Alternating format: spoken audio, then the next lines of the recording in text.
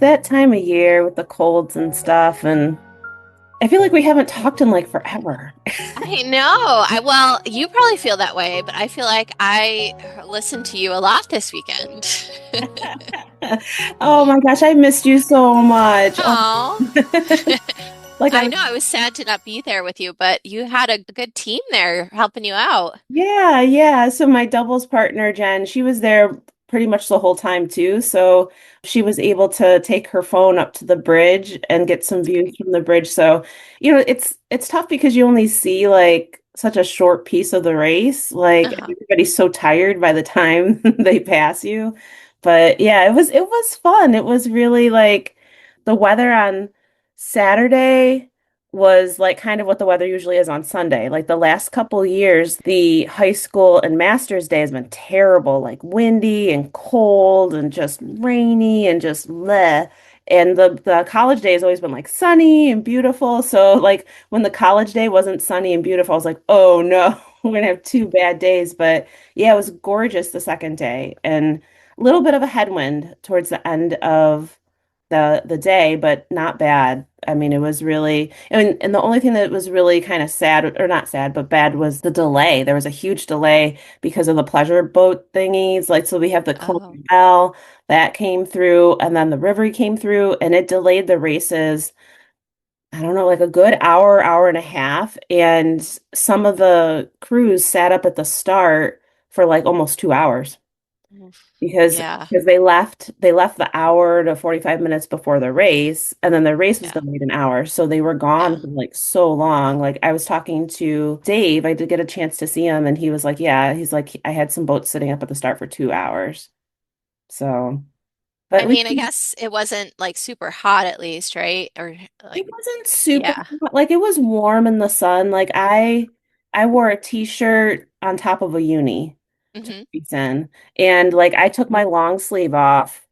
Probably like right when we started the warm up, I just took it off. I was comfortable, so I was like, okay. And you have to roll that full 5K all the way up there. I'm making my little protein drink here. And so like you roll up and then you get up there, and I was worried because when we got up to the top, they were like, okay, go ahead and get in bow order, and they had us kind of like finish line side of the bridge. And I was like, when are the refs going to come back? But then I forgot that the second half of the day, they start with the novices again. So the novices only do 3K. And so Oh. they take all the officials and move them down to the 3K point. And then as soon as those races go off, they race up to, they basically gun it all the way up to the top so they can start our races. So we were just kind of sitting there and I'm like, aren't there more races ahead of us? But then I had forgotten that they were somewhere else. So then as soon as they got there, like, okay, get on it. And luckily we were before that whole break where they had to wait for all those pleasure boaters. I wish there was a way for them to change that, but just like I guess there just isn't the relationship between the Colonial Bell and the Rivery with the race coordinators. They just don't care. They're gonna run their fall foliage Yeah. cruises that they've had planned for months, and like I mean it was almost like they were doing laps. I was like, where the hell are they going? Like it was ridiculous. Like they'd come by and I'd be like, okay, at least they're coming by now. And then like, I don't know, 40 minutes later they were coming back. I'm like, what kind of cruise is that? So, but they have to do what they have to do. So, and it was a great day, and we had lots of fun. And I wish you were there. I wish you were there. And I saw you be on Yeah. college day. I Hmm. guess the kid who, or not the kid, but the guy who's coaching UB like came over and talked to my doubles friend, and like I Oh. must have been talking or something like that because I was trying to be official. I was trying to like as boats were going by, I was trying to like make sure that I would announce them because that one boat I don't announce is someone who's actually watching for that Oh, particular I know. that particular bow number.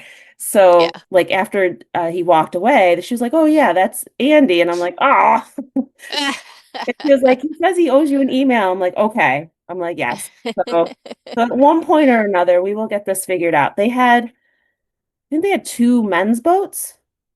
If Yeah, this, I think I saw one of the guys who rode with us this summer, his mom and his aunt rode with us.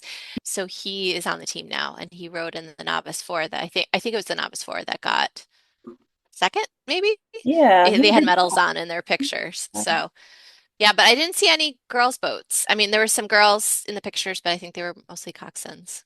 Yeah, I don't think they have, because I was talking to someone who, like, when the team was kind of starting up again, she was on it. She was actually a Mercy girl, and she said that they only had the boys running right now. So hopefully, maybe in spring there'll be an opportunity for it to, because it's involved. It's hard to kind of recruit people, and it's just a lot. So hoping that they'll have more crews and stuff. But it was fun to see them, and they had the UB trailer there.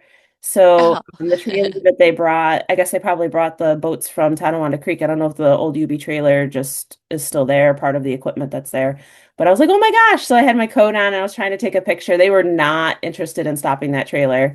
So I could take a picture because I like waved them down. I was like, I want to take a picture. And like I showed them my coat and they're like, no, that's the end of the race. Like the boats are on the trailer, like we're out. Like we don't have time for this. Yeah, I mean it was a good race. It was run well. There were a lot of volunteers. There's always so many people that go into something like that. Oh So, yeah. I was just really, really happy that, the race continues to go on. And we had a cool spot like right by the finish line. It was funny because people kept asking us all sorts of questions. I don't know if you caught that, like A during little bit, yeah. like super like where are the bathrooms? Yeah. Like just like random stuff that like even volunteers were coming up to us and going like, where do I return my packet of this? Because I'm only volunteering in the morning. I'm like, oh, you got to go back inside the building and hand that off. So, but it was good stuff. And we weren't late to the start, which was something that I just hate being after lunch, like, because, Hmm. if you just get the right person, they'll hold you until like all the refs get back on the course. But the refs are driving boat like launches with motors, like, they can race up to where they need to be. So I know that we've kind of had to race up to the start, turn around, and come back down. And yeah, that's not fun when you're doing a full 5K. It actually came out to be about 11K on my watch after I kind of looked Oh, at wow. it. So we did row a little bit past where we need to be, and then I mean we got like a full extra 1000K somewhere. Um, who knows? But not 1000K, but at just like 1000. So, Yeah. but it was good. Tell me about Good. the marathon row. How did the Oh, marathon go? sure. Yeah, so I just finished listening to our last episode and I was like making some mental notes because I had said I was going to talk about the differences and like how we do the marathon row. And then also, I think there are some other teams that do something like along the same lines. So I kind of mentioned that quickly. But so this is my first year on the board for the Shen board. So Shenendahowa Rowing shares a boathouse with Burnt Hills Rowing and at times we rode together as ECAC, Erie Canal Athletic Club. I know they were there this weekend. I know one of the coaches raced too and is single. And back when Burnt Hills first started, which was in 93, so well, I don't know. I guess there's some technicalities there because the group kind of started in 93, but then I guess officially Burnt Hills became official in 94. But the group kind of started as Erie Canal Athletic Club. So that's kind of like the back history of where we came up with Erie Canal Athletic Club. And that whole thing started because a bunch of us rode for Niskiuna, Learn to Row, and a lot of people didn't go to Niskuna, so they wanted to start a new club for people who didn't go to Niskuna but wanted to continue to row. And then that kind of morphed into Burnt Hills, mostly because most of the group went to Burnt Hills, but there were kids from other schools. Like I went to Mahonison, and there was a girl from South Colony, and there was some like other people, Schenectady, I think. And then it just kind of like the freight train kind of took off with Burnt Hills after that. I'm going really into the backstory here, but so I think in 96 was the first year we did the marathon row, and I wish I could pinpoint who came up with the idea. If anybody out there listening, I know we've got some Burnt Hills super fans listening. If you know the person whose like grand idea it was, please let us know and we will update everybody. But that was the first year where this concept of rowing the Erie Canal for 26.2 miles came from. And so this is the Burnt Hills version of the marathon row. It starts in Schoharie Crossing, which is approximately 26.2 miles west of where our boathouse is. But you go through, I think it's 5 locks, Oh my goodness. which is kind of like the cool part of it. It's cool, but it's also very creates a lot of challenges, especially with like timing and like making sure that they're kind of aware that we're coming. Hmm. One of the biggest challenges is the bathroom situation because if there are parks along the canal or the river, Mohawk River on that part, they're kind of seasonal. Hmm. So sometimes they'll be like some parks will have bathroom facilities, but they close for the season and Yeah. sometimes they're closed by then. But some still have like a porta potty hanging around sometimes. But it's just a matter of like, you don't want to be hanging around those locks for too long, letting however many kids, like 40, 50 kids, take Hmm. their turn in one porta potty. So there's a lot of other situations Yeah. happening. As a master's rower, we did it a couple years ago, and that was interesting. We definitely had to find like a spot on a island shore, and just kind of like, camp our way into it and like find a spot. Nice tall Um, grassy spot.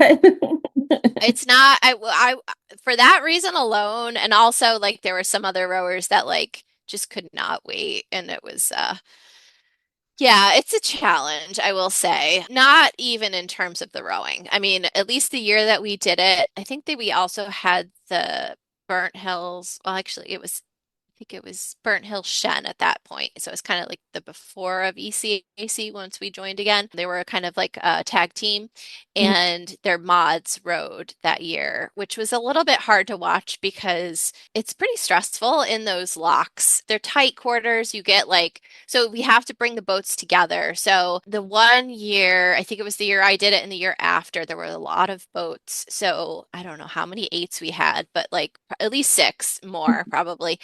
You would bring three boats together. So there'd be a boat in the middle, and those people's oars would be on top of the Yeah, other boats. girl. Yeah. Yeah. So you bring them all together, and then the coxswains kind of have to work together in the locks to communicate so that, like, two seat on one side, bow on the other, and you're just like trying to like maneuver this big group of boats. Wow. So making sure they're not getting too close to the wall, not too close to the doors, not too far away from the doors, and like not too close to the other boat groups.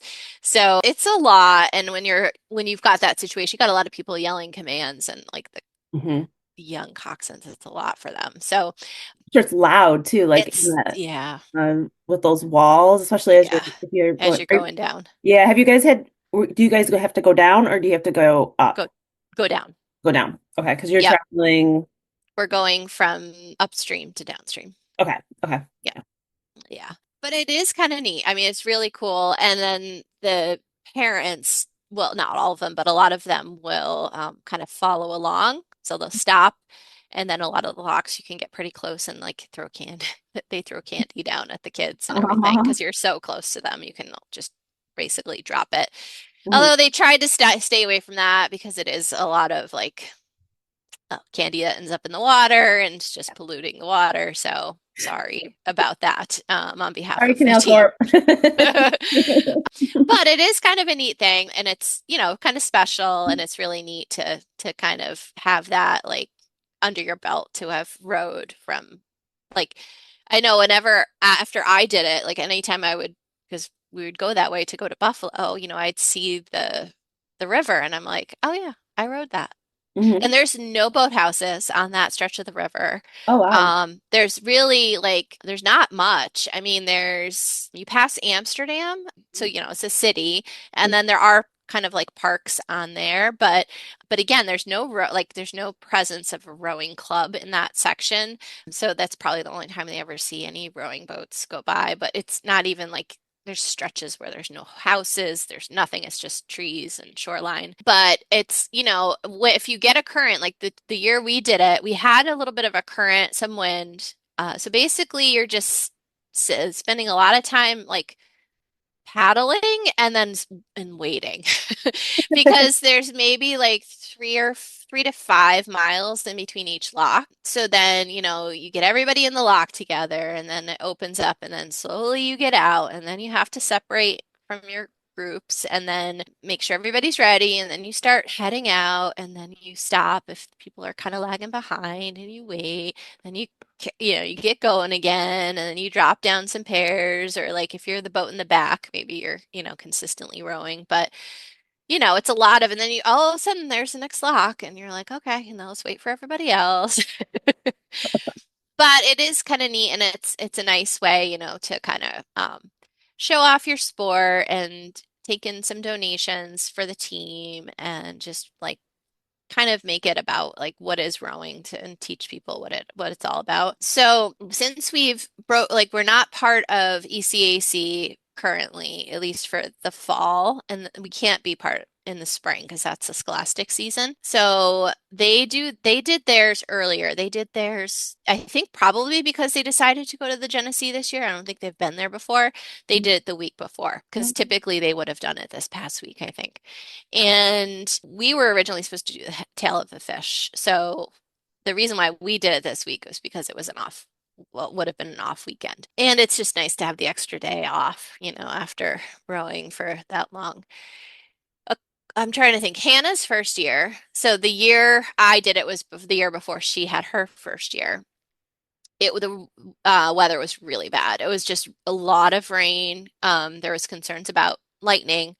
Oh So no. at that point, a judgment call was made that we can't risk, like, there's no place to pull out. So like once you're in there, oh, and at Schoharie Crossing, there are no docks. Like you're wet docking, like you're putting the boats Yeah. in and it's a little colder, so it's a little bit like Yeah. of a situation. As long as it's sunny, it's not too bad. Like once the rowers get going, they do carry, like the one year we were rowing with the Masters, the Burnt Hills version that I was talking about, they carry the coxswains into the boat just so because they're not going to be moving and they want them to be warm enough and not wet.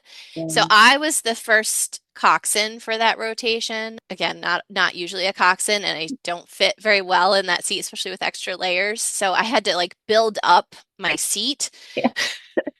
with like a life jacket, Oh. to sit up high and everything.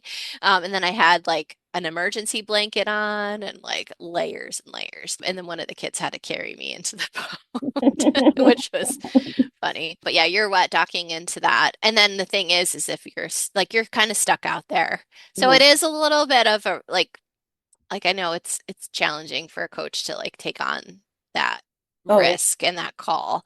Yeah. So the weather was just not going to cooperate that one year. So they do have an alternate, which is kind of what Shen's adopted, but we just kind of row in between our locks and you do it back and forth enough, you can still make up the same. And the advantage is that you can stop at the boathouse. So that was what we did. So we started, I think they got on the water around maybe 9:30 and then they row up to lock 8 and then back and then by the time they all got back it was still a little too early to come in for lunch so they kept going. So I Oh, think they ended up doing because it's about 5 miles to the lock, so they did the 10 and then they did a little extra. And then when they came in, I looked at Hannah's Life 360 afterwards. And I think, I mean, I don't know how accurate Life 360 is, but it clocked them at about 27 miles when everything was done. So they did their back there to the lock a little bit past and back, came in for lunch, had a really nice break for lunch. The parents were there. They served the lunch and everything. I had it all decorated. My friend Carrie did a great job organizing it. I had everybody's like Halloween blow-ups there and like cool. everything was like a Halloween theme to it this year. And then they got back out, and then that's when the eighth graders joined them. So they had the eighth graders join, the seventh graders were invited to come and kind of like decorate and celebrate and watch, but they wanted the eighth graders to do the last half. So they did, I think they had enough for an oct because again, they do all sculling at the middle school. And I knew that I had to get my workout in and I was like, it is such a nice day. I don't want to do it in my basement. So I was like, I kind of want to get on the water. I don't like going on the water in the middle of the day just because of all the pleasure boaters. The weather's usually a little like the wind picks up, but it wasn't bad. So I was like, all right, I'm gonna do it. I went home, got changed, came back and the place was empty, which was my goal. I didn't want to be like with the crowd, launching and everything. So then I did run into the Oct from the mods on my way back and I waited for them because I kind of wanted to row along with them, but not thinking that like that meant the parents would all be there. So when I pulled my boat back Mhm. in, I definitely had an audience pulling the boat out.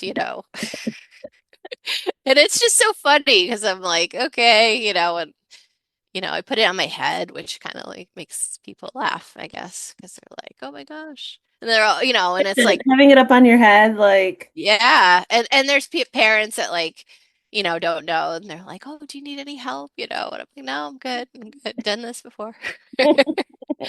Yeah, but it was fun. And then I was out there with the eighth graders. And like, you guys did great because I think they went all the way down. As far as I know, they got a early start, so they went out before the rest of the group went back out. So I think they might have made their goal was the 10 miles, like to go down to the lock and back.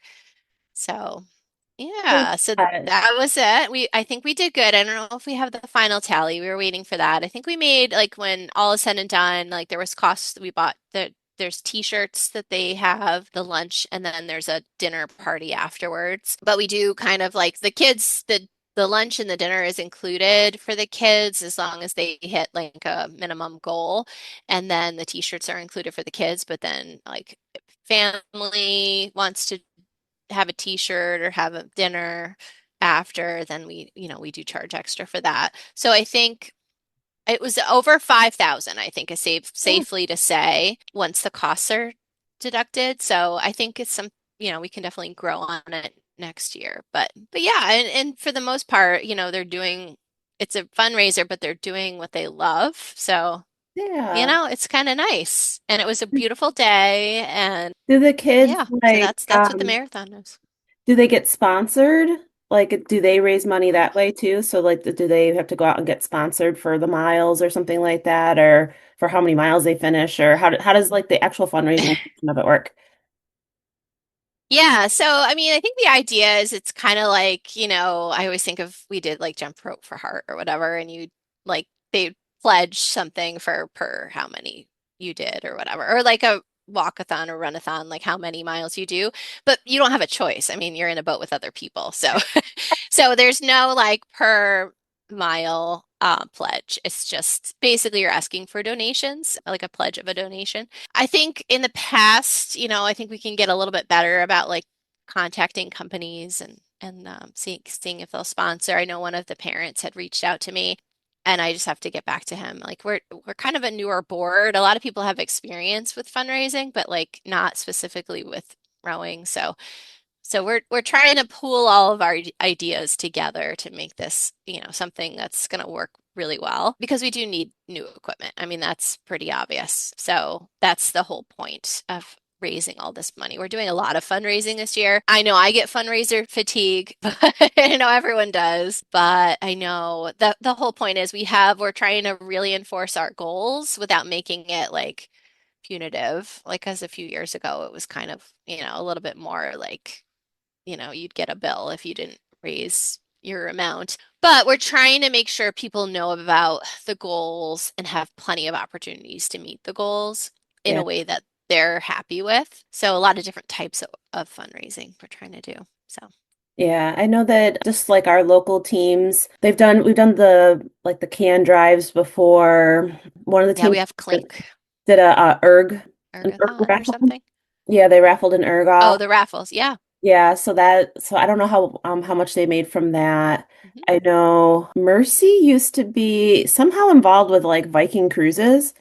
Ooh. And I don't know if like one of the parents worked for Viking or something. And so they raffled off a Viking cruise and that made them like thousands upon thousands of dollars because everybody wanted to try to win that Viking cruise. I know they've done like a like rare spirits raffle where it's like I think someone got a hold of like a rare bottle of Buffalo Chase and so then they were raffling that off. And then oh Mercy does the garage sale. That's actually one of Oh the yeah. biggest, and it's like kind of it's been going on for so many years that people like the garage sale crowd kind of like knows that it's Yeah. coming up, and that's a big endeavor. Like I think it's 2 days long, and they do like early bird for like the like the garage sale because there's people who like are on the garage sale circuit, like they're like all about it. So they do like they sell early tickets to early entry. And then they do the garage sale for the full day Saturday, the full day Sunday, and then the everything else gets picked up by Goodwill at the very end. So they it kind of and they do it at the school. They use like the school gym.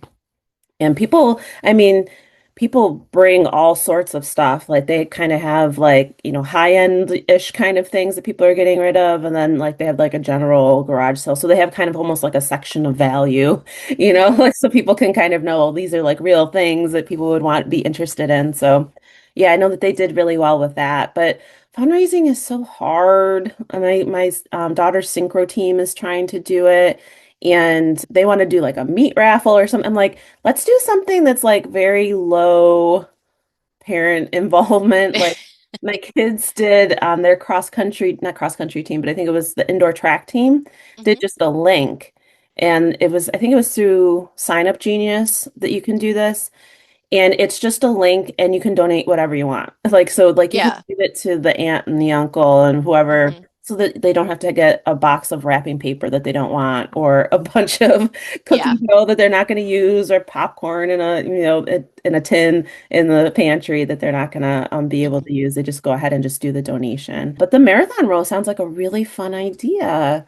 I was just thinking about I don't know what the distance is between Brockport to Fairport, but that Hmm. would be kind of a fun marathon row. I don't know how long that is because I know that like from my house to Spencerport is, I want to say 4 miles. And then Brockport is probably maybe another 6. So maybe it's 10 miles just on like my side of town. There's two locks in between. So lock 33 and lock 32 would be the two locks between Brockport and Fairport, but that would be kind of a fun fundraiser for just the Rochester rowing community. So if anyone who's listening from Rochester and wants to put together the Brockport to Fairport or well, yeah, Brockport to Fairport, because then that would be going with with the current, I guess, if there's any. So, So I'm afraid to mention this because we made the live stream thing happen, but we had talked in our master's group before about an idea of like a Ragnar relay on the Erie Canal, ooh. starting somewhere like out in your neck of the woods. Oh, that'd be cool. The logistics though, and like trying to plan ahead would be very challenging because like to know how long it would actually take, like to plan it out, right? Because you'd have to have people sign up in advance Hmm. in locations to take over. And Yeah. then, like I said, that stretch of water, like not just that stretch, but I mean, knowing that stretch of water, there's not a lot of places to like come in and like switch people. The people we need to talk to are the Row Mhm. for Hope people because they start in Lockport and I think they finish Oh, up your way. that's what I was going to actually mention. Yeah. Isn't that McQuaid? Is it McQuaid McQuaid? McQuaid does that during the summer. Yeah. Like Okay. Yeah. I want to say maybe late July, early August. I mean, it's a Okay. summertime thing that they do. And I don't Yeah. know, I haven't seen anything recently. I don't know if they did it this past year or not. Yeah. I think they usually stop and we like let them like we might even host a dinner for them or something when they come to ours. Yeah. Like they stop at our boathouse for a Mhm. break. I don't think they end there. I think they end somewhere in Albany, but I'm not Yeah, sure. they go all the way. Like I mean, they take the trailer out to Lockport and then like the Hmm. parents are like set up at different places. They have overnights in parks with tents and Yeah. yeah, I met them. I think when they got to Palmyra, they were stopping for the night and I met them. I did like a little, and this is maybe 2 or 3 years ago. I did like a little stretching thing with them and helped tape up hands and told them to take their rings off. I'm like, why are you guys rowing with rings on? Like you're just asking for it. It must have been some senior or something had their senior class ring Oh. thing. I'm like, why do you have a ring on? That's not going to be helpful for the next 400 billion miles that you're going to be rowing. Yeah. But yeah, like that might be cool to piggyback off of their thing Hmm. and then like be able to you know, 'cause- Yeah, like hot seat. Yeah, hot seat Yeah. and be able to do certain because I think they were rowing a four. They had maybe two launches, and they were rotating the kids out like in and out. So I think they had just yeah, if it was the one four and they had four kids in the launch, like they had like a bigger boat with them. And then yeah, it was cool.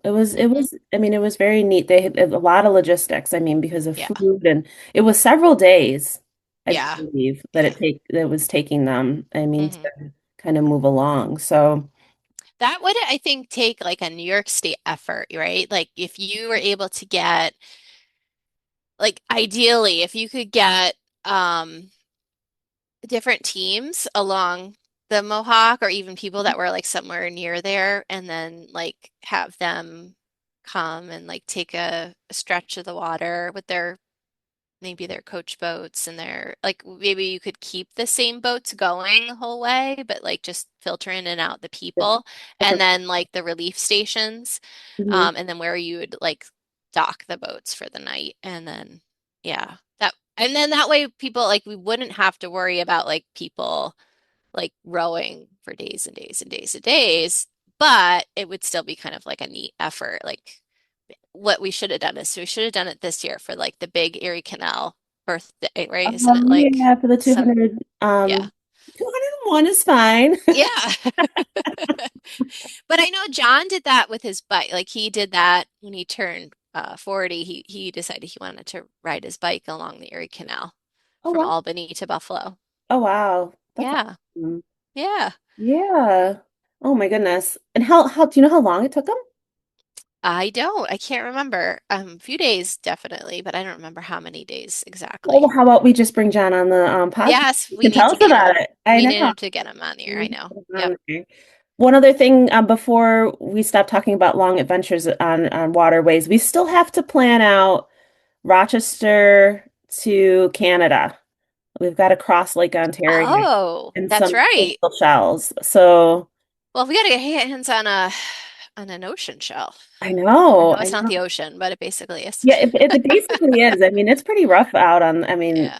Lake Ontario. I mean, like sometimes it's like you can go there in the morning and it looks like glass, and you're like, oh, I could just go out there with a regular boat. But then half the time you would need like a coastal shell to be out there. So, Yeah. yeah, we should look into that because it's not, I forget how far it is. It's not super far.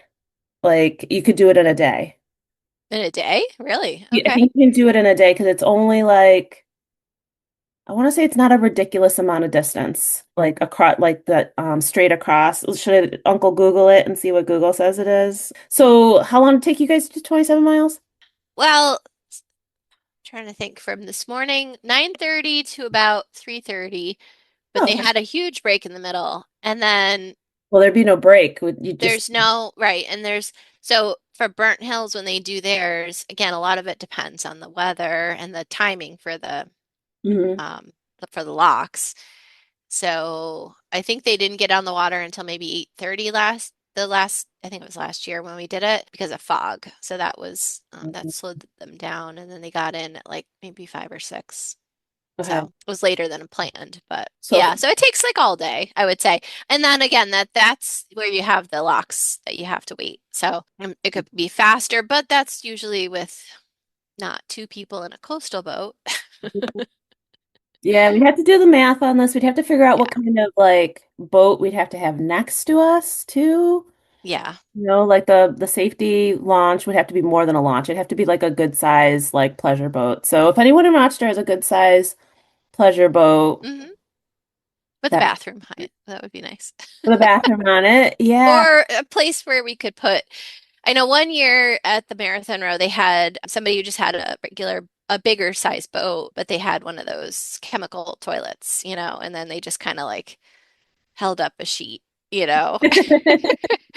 But it was better than having to go in the water or onto land somewhere. Yeah. We need to noodle on this It's because a lot of planning. a lot of planning, and then I guess there's probably some type of permissions or something like that because you are crossing the border. Hmm. And then like weather-wise, like a rain date, and then I don't know, rowing friends marathon across marathon across the Lake Ontario. I think it might be fantastic for next summer. Can we make this happen? Do you know anybody who We'll has one see. of those oceanic? Well, I mean, we could do it without a safety launch if we had one of those boats that they cross the ocean with, right? I don't know. You Those mean things, like that I mean, has they a have cabin? with the cabin. Yeah, they have a bathroom in them, right? I don't think they have bathrooms in them, Adrian. I think they're just, I think like I've watched those videos and I think Mhm. I've read that book, The Pearl in the Storm. It's just a bucket.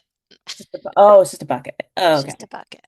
Okay. Yeah. A little rough. I don't know about that, but that would be kind of cool. Where would we even like get one of those boats? Who do you even That would be my first question is I don't Yeah. know.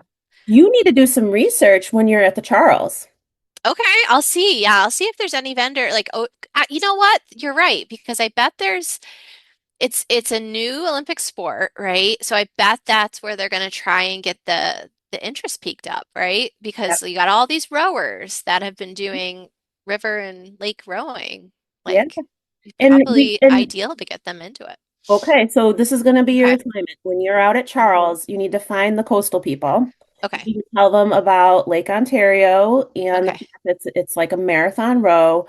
We could do it as a fundraiser for just like, how about the New York rowing community kind of I thing? think I think we do. I think New York rowing, I know you were talking about it and how beautiful it is like at the Genesee and how beautiful our race is and like yeah, we're talking fall in New York. Like that is ideal. The rest of the seasons maybe not so much.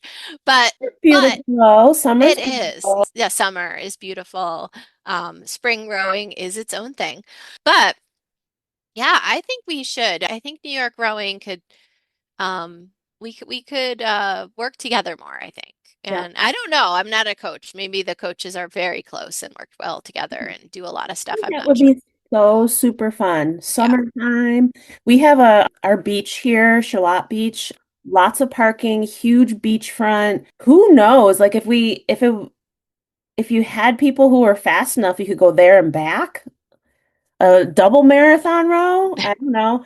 Well, you Um, could share it. I mean, I don't, Share I'm it, cool or with like maybe it's a tag teaming. combined event. Maybe they actually host a coastal event because it is a beach. It's a beach Yeah, and it's huge. So right. talk to these coastal friends of Okay. Mark. Charlotte Beach.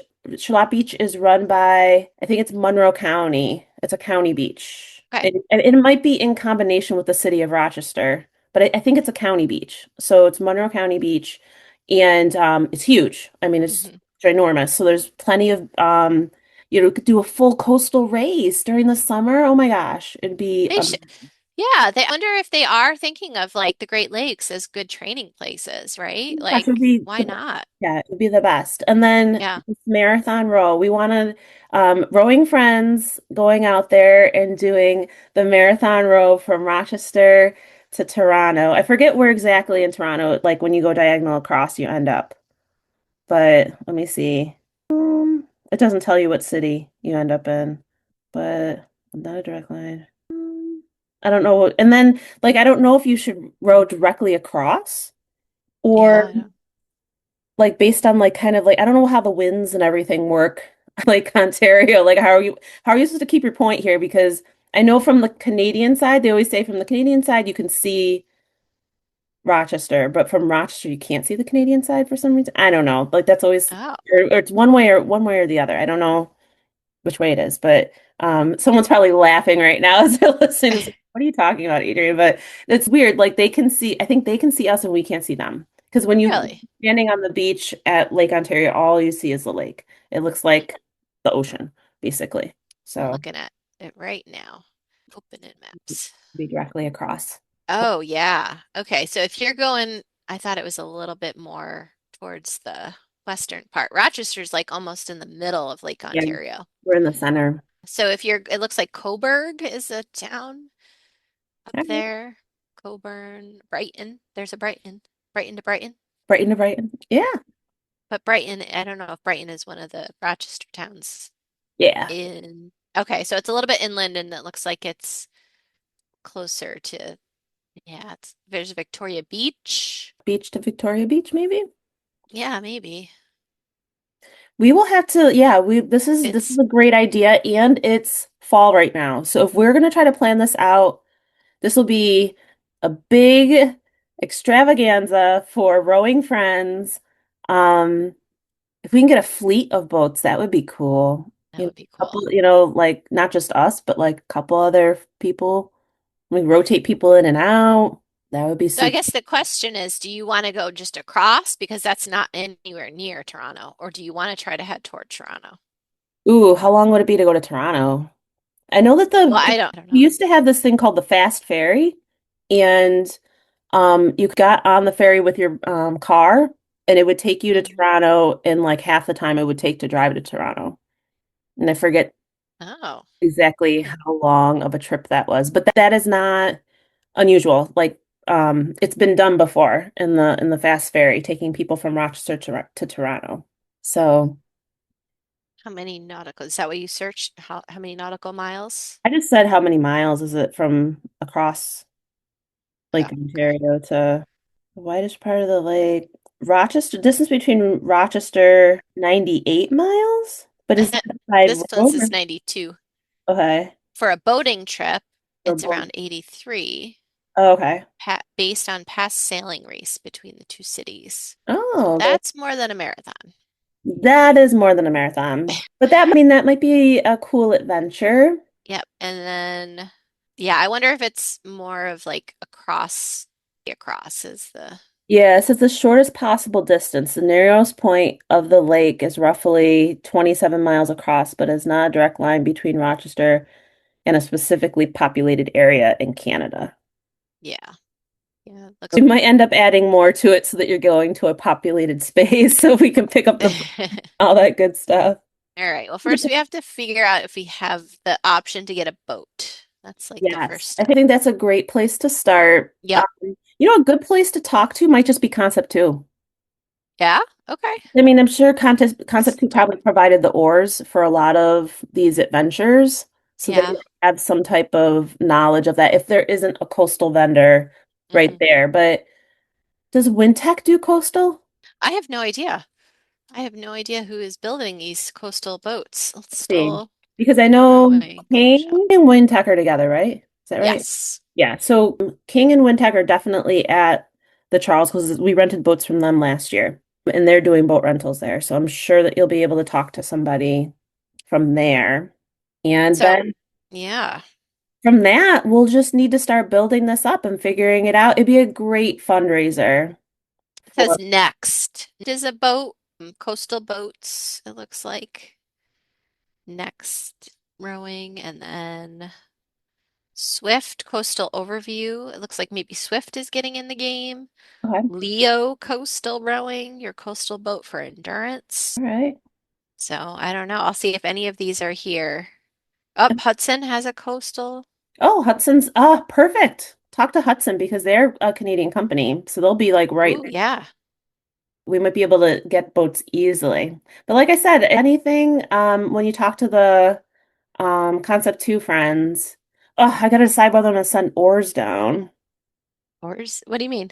I have four sweep oars that someone gave me, and they're like the old school, like wooden grip. They're very, very Oh, wide. And so I had talked to the person who gave them to me, and he was like, "Oh yeah, you can shave them down." But then when I talked to Concept 2, they're like, "No, they're made out of."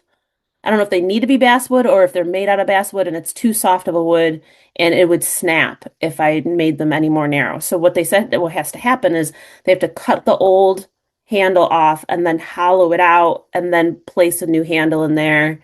And that's how I can upgrade them to old or not new school wooden handles. So in order to do that, the best place to do that, any type of repair to your oars is to send them to the Charles, but I'm not going this year, and so it's kind of like I hate to send the equipment because that means that someone's gonna take these four oars, put them on their trailer, and then they'll have to walk them down to Concept 2, and then they have to get repaired, and then I just feel like I don't want to bother somebody with having to worry about my oars, and I'm almost like maybe I should wait another year. And when I'm actually at the Charles, I bring them myself and just not bother anybody about it. But I don't know if I'm down at the boathouse this week and someone's like, "Oh yeah, Adrian, you want me to take those oars?" Then I'll do it. I'll send them. But at the same time, kind of like, I have enough things to worry about that I don't want to have to like. They're in my garage right now. Sweep oars just fit in my minivan, as a FYI to people. Wow. If you put them all the way up to the dashboard in the window, like diagonal to the passenger seat, all the way to the back window, they just fit. And if there's four of them, it's very tight. Like it's Hmm. almost too many. So I'm like, "Ugh, do I want to take them out of the garage and bring them down the boathouse?" And then I just don't have to worry about them. And I know that like my sweep, I'm not my sweep, my sculling oars, the little piece of tape that they put in there so that you're cranking the oar down to the overall length. The little measuring tape on, yeah, on both of my sculling oars, the little tape thing is gone. So I have to, Oh, it's like a little cheat. It's nice to be able yeah. to crank it down and not have to like get out the Hmm. measuring tape every 2 seconds to kind of make sure that you're putting it in the right or making it the right length. So I wanted to get that redone. But those are both not urgent things. Well, Maybe, if you do send them, let me know and I can always check on them for you. oh, that would be awesome. All right, I'll think about it. Like I said, I just don't want to because I know it's so much walking to go to all the different vendors and wherever you are. Like, yeah, I just don't want to put that on somebody to have to walk like an extra 10,000 steps to make sure that my oars get taken care of. So. Yeah. Well, let me know. I think I'm gonna have to get going because I'm having like a major coughing fit. Will feel better. And Thanks. I can't wait for the update for the Yeah, charm. I'm excited. Have lots of fun. Tell Hannah, best of luck and all that good stuff. All Yay. right. Thank you. All right. Yeah, have good weekend at the track meet too, the cross country meet. Yeah, I'm excited for the kids. So hopefully Yay. new PRs. That'll be awesome. So Excellent. All right. have a great week. Yep, you too. All right. Bye. Bye-bye.